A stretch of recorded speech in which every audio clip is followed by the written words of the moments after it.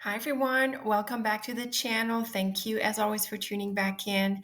I wanted to add this introduction to let you know that I had split the videos. Initially, I thought I would have the tower included with the lily video that I posted a couple of weeks ago, but the videos are turning out to be long, so it's best that I split them and that I focus on one single mute card per video.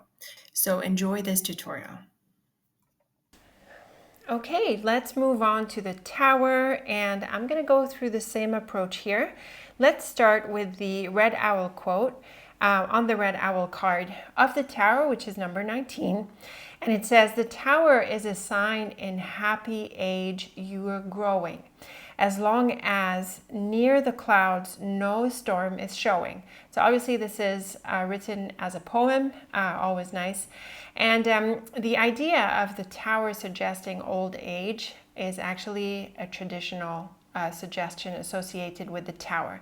This is the meaning that Titania associates with the tower, and this is also the meaning that I initially picked up because Titania's deck was the first deck I worked with, and I worked with it for a very long time, so it affected me and my approach to Lenormand until I started to do more research and reading into Lenormand and eventually build Lenormand Reader. But as you can see on the red owl quote, the main meaning that is captured here is that it has to do with old age and that sense of growing old happily and in security. It's just that if there are clouds nearby, or I would say other negative cards or challenging cards, it could compromise that a little bit. But in essence, the tower is about ripe old age and the sense of living long. So that is a very beautiful meaning of the card. Now, looking at the meaning in the tiny guidebook here, it says card number 19, the High Tower. So that's another name that is used with the tower. It says, the card suggests that the questioner will have to live a ripe old age. However, if this card is surrounded by cards of bad omen, it suggests sickness may occur or under certain circumstances, eventually complete disability or death. Now, I think this is pretty dramatic and tragic and totally unnecessary, but it's really interesting how there is a focus on living long and health, which is not the typical meaning we associate with the tower today. Instead, many authors associate the tower with things that are official, administration, legal matters, the law, government, administration, and such suggestions are the main interpretation of the tower today. So let's go ahead and look at a couple of authors like we did with the lily, starting with Rana George. So Rana George suggests that she sees the tower as societal institutions and what falls under this umbrella. Big official entities, governments, corporations, conglomerations, anything with authority and a wide sphere of influence, judicial systems, the military, how interesting. And also there is that sense of the top, right? The idea of elevation. So looking from the top, reaching over a big area, guarding and protection. Obviously the light tower, the watchtower, and the lighthouse, all of these are associated with the tower. She also suggests the ego, ambition, confinement, imprisonment. These are lovely, and isolation. So it can be both challenging, either challenging or positive. It depends. It can also be guidance, protection, schools, law, higher education, hospitals. So any number of situations or places that have that level of authority. She also suggests that it signifies bureaucracy, hierarchy, obviously again that sense of elevation. And the tower is also your ambitions and your aspiration, as well as your high standards and all-around status. All of these are very beautiful ways to interpret the tower, and I think they make sense, like readily make sense. So you can see from just a few basic ideas, starting with that sense of authority and elevation, how many other suggestions you can get out of it. We've done this exercise through mind mapping in one of the workshops. If you're in the community, you would have access to the workshop, but the workshop is not for sale like the Astro Clock workshop. Not all of them will be, but it is in the community resources. So I think that it's easy to overcome the initial blockage that we have with the tower. The initial idea that it is mute and that we can't really make sense of it. So it's just a little bit of extrapolation from a few essential keywords, a few essential meanings, and we can get a lot. Let's move on to Caitlin Matthews and what Caitlin Matthews suggests the tower is about. She suggests the tower is anything that is official, ambitious, institutional, lofty, or tall. It is defined by the traditional, the bureaucratic, the administrative, the executive, or the ruling. It is guardian of the rule of law, the state, government, civilization, or town. So all the sizes. The ambition or motives of an institution, but I would say also of an individual, as Rana George suggested, also apply. Caitlin Matthews suggests near cards about a relationship, the tower can indicate a hardening of attitude or separation. I agree, but I think there is also the possibility of seeing it as longevity, or perhaps Caitlin Matthews suggests that the lily with relationships would point to longevity. She suggests it can reveal loneliness, especially when it appears to be to the right of someone. So these are some of the specific interpretations that some people make. And interestingly enough, Caitlin Matthews suggests this is not the same as the isolation of the mountain, which can be chosen or imposed. And the tower can be a little bit rigid, formal, traditional. I agree, there is something a bit cold that comes with the tower. It's not the warmest of cards. And some additional keywords here: institution, office, firm, business, buildings, institutional buildings, policy, conventions, tradition, law, all interesting keywords that we can extrapolate out of these essences that we associate with the tower. As people, it would be lawyers, someone official, legislatures, etc. So again, a very clear sense of what the tower is about. But notice that this is different from what we see in the Red Owl quote. For my part, I see the tower as both what Caitlin Matthews and Rana George were saying about this sense of official matters, administration, government, etc. But I also subscribe very much to the Red Owl suggestion of a sense of protection.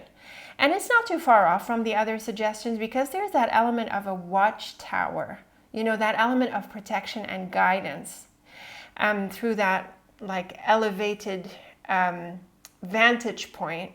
I do think it brings that sense of protection. And also it is slower, it is tall, so it's long. So I think that element of time and protection and living long can also be associated with the tower. So I read it differently depending on context and also depending on combinations. So I think that it's possible to overcome initial blockages with the tower. It is not as mute as we might initially think. Let's go ahead and run through some combinations like I did with the lily and see what it looks like. So the lily and tower, I think this is long life, long term, possibly the lifetime. With the key, I think there is lots of success and breakthrough here. This can be a sense of promotion, of getting up there to that level. Certainly with the star, a strong sense of ambition here and achieving long range goals and also big goals. So very big cards, these two. And with the tree, there's also a sense of growth and evolution, another element of promotion, not necessarily on the job, but you know what I mean, that sense of stepping up and elevation. The road with the tower is also the long-term path or the path ahead. The clouds can be some complications, whether administrative or otherwise, and also it can bring in an element of isolation or stubbornness, not, that rigid aspect of the tower. I think it's better with the anchor, but it can work also with the tower. Now the bear with the tower is what I read as someone like a boss, a CEO, a president, a governor, because the bear is a boss card. So obviously with the tower, there is that office, the higher office. With the child, this can be a new path, a new chapter. With the scythe, there can be a breakaway from tradition, a breakaway from the standard process. And I forgot to mention earlier that I also see the tower sometimes as the past. Because of its association with time, it can be time into the future or time into the past. And so with a card like the scythe, it can be like a break from the past and turning the page. Certainly with the child in a triplet like this, it would very much suggest that. And actually with the road, which just came through, it can also point to letting go of the past and moving on. So you might like to also incorporate this idea into the tower. Now with the woman, this can be someone official. It could be someone in this office. It can also be someone older, more expert, more specialized, some kind of consultant. The idea of the woman and the man is that it gets its qualities from the tower and any other nearby card. With the rider, there can be some progress here. There can also be some things happening with these official matters. It could also be a messenger. It can be someone like an agent on behalf of the office. The rider brings that element of news. The dog, again, like with the lily and dog, there is that junior-senior contrast. So this can be someone who is looking to grow, to get promoted. It can also be a relationship between the senior and junior element. With the letter, we would definitely be looking at legal documents, administration, and the paperwork that goes with that. With the ship, there can be a new path ahead. It can also be progress. It can also be goal achievement, by the way. And it can also be moving on from the past. With the mouse, there can be some issues here. I think maybe issues of trust, that distance, that rigidity and coldness that comes with the tower. There can also be complications in terms of these administrative elements. With the heart, here I feel I would want more cards. If I had a challenging card, somewhat challenging card like the mouse, then maybe there can be that element of coldness that comes through. But if we had the ring or maybe another card, then I think that the idea of longevity and commitment and this sense of protection in a relationship can come through as well. Now the fox here can be a tricky element, but the fox is also good to represent people like agents and employees of certain the type of people who do work for you, like tellers, agents, real estate agents, and so on. So with the tower, it could be someone who works in one of these offices and you're working with this person for your affairs. But again, the fox can be a bit tricky. It can mean the need to be silent and cautious. And it's possible that you're privy to something in terms of what's inside the tower or that elite group. These are possible as well.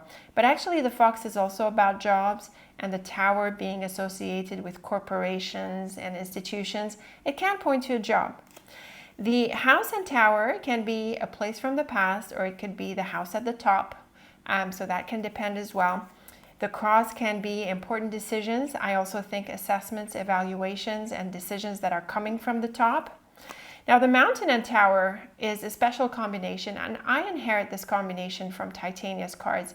She reads this combination as the deep past. I resonate with this. I think both are cold, far cards, so I think this works well. But it can also be some kind of obstacle where you don't have access to what's happening at the top, because the mountain is sometimes a blockage obstacle card. And it can also mean a place abroad or online, possibly, because I read the mountain as also referring to the online world. Now the fish is really good to suggest that the tower is a bank or some important financial institution. It can also be long-term investments. Definitely with the book, it would point to education and probably higher education, the idea of being knowledgeable and expert. The garden can be a meeting at the top here. It can also be a place from the past. The sun is really positive, so any way you look at the tower, depending on the context or the question, the sun is going to bring in some very positive results. The snake is very tricky. I would say this is definitely an element of secrecy and being privy to a more elite group, but there can also be some toxicity around here and maybe things going on behind the scenes. In terms of official matters, we could possibly suggest something not very honest happening. Good question. With the moon, I feel it's a bit like with the lily. There's a sense of unfolding and, the phases of life, transformations possibly in a deeper sense, and maybe an invitation and honors or maybe successful applications when we look at the tower as something formal. The coffin and tower, I think, is definitely the end of a phase or a time apart. The idea of isolation also comes well here. The anchor definitely suggests sticking with what we're doing and creating foundations for the long term. With the whip, a bit like with the scythe, there can be a break off from the past and some issues happening with the people at the top. In terms of admin, official matters, things can go not so well. Things can probably go to our disadvantage. With the man, it's like with the woman. With the clover, very positive, just like with any other card, like the sun. Same with the flowers. Here, because the flowers is a card of renewal, I feel that the idea of going back to something from the past can be highlighted, and it's not really captured by other cards, so it's a good idea to dedicate it to this combination. With the bird, there can be a bit of an anxious situation here, a bit of nervousness, but also conversations. You might need to raise it to the top. You know how you escalate matters sometimes to the management. That can happen here. And with the stork, there can be changes and restructurings. And I think this comes through really well in terms of how they restructure companies, layoffs, changes. This can happen with these cards. But also more generally, the idea of change and, changing things a little bit, because like we said, the tower is a little bit rigid, but the stork is a lot more fluid. So it's a good idea here to change our ways a little bit, to think a little bit outside the box. So again, as you can see, it can be pretty straightforward. The tower does not have to be a mute card, neither does the lily. Again, spending a bit of time, maybe reading a little bit like we did, looking at maybe the more traditional interpretations just as like a starting point into how authors have taken the meanings and evolved them. Look at your favorite authors, jot down some keywords and do a mind map, and then do combinations, and you will have had plenty of exposure to the card, and I'm pretty sure after that point it won't be mute anymore. So I hope you've enjoyed this tutorial on the lily and the tower. In part 2, we are going to do the 3 other mute cards that were part of the top 5, and these are going to be the tree, moon, and mountain. In the meantime, leave me your thoughts, your comments. Feel free to throw in a reading or a layout with these cards in them that you weren't sure how to interpret. We can always look at them. Thank you so much for tuning in, and I look forward to doing part 2 with you. Until then, take very good care of yourself.